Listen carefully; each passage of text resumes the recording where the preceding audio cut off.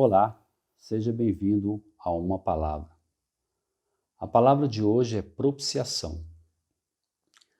Essa palavra aparece no texto bíblico em Êxodo, capítulo 32, versículo 30. Acompanhe comigo a leitura. No dia seguinte, disse Moisés ao povo: Vós cometestes grande pecado, agora, porém, subirei ao Senhor e porventura farei propiciação pelo vosso pecado. A palavra propiciação no hebraico é kavar, que significa fazer expiação, fazer reconciliação.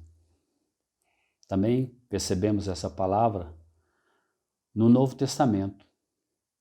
Em Romanos, capítulo 3, versículo 25, diz o apóstolo Paulo: a quem Deus propôs no seu sangue como propiciação mediante a fé, para manifestar a sua justiça, por ter Deus na sua tolerância deixado impunes os pecados anteriormente cometidos.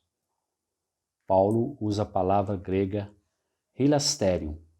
A palavra hilasterion é entregar-se, sujeitar-se e conciliar consigo mesmo.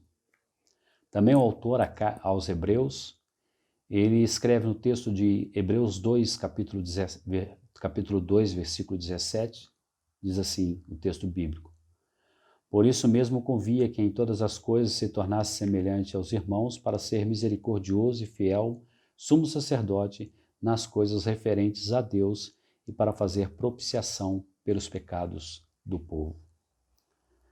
No texto de Levítico, no livro de Levítico, nós percebemos a ordem do Senhor a Moisés para criar o tabernáculo, para fazer o tabernáculo. No tabernáculo existia um local chamado Santo dos Santos.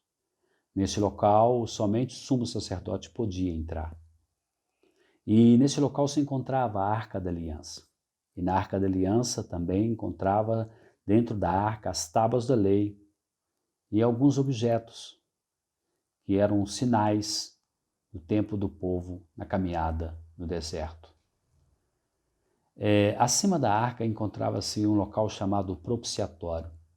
Neste local, o sumo sacerdote aspergia o sangue de um animal sacrificado, o cordeiro sacrificado pelos pecados do povo de Israel.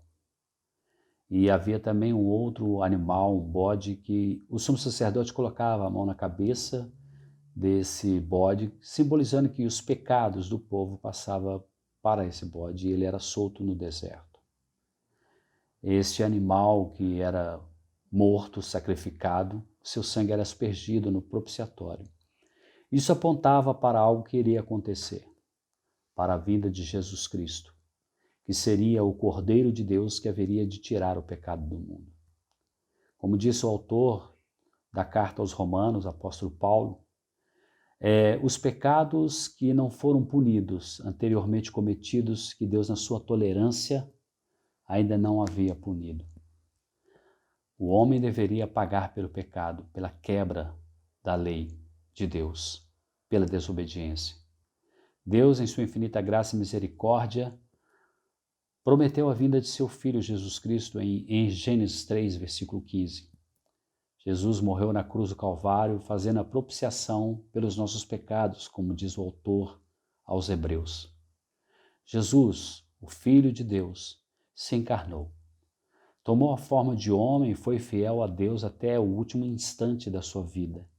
Em nenhum momento desobedeceu a Deus, ao contrário de Adão, que desobedeceu a Deus e pecou contra o Senhor. Em Jesus, Deus fez a justiça. A morte que o homem deveria morrer, Jesus morreu. Ele fez a propiciação pelos pecados do seu povo.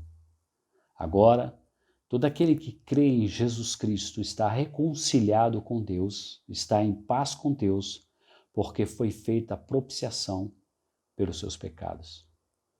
Que o Senhor te abençoe e te guarde. Que o Senhor faça resplandecer o rosto sobre você e te dê a paz. Que o Senhor sobre você levante o rosto e te abençoe ricamente.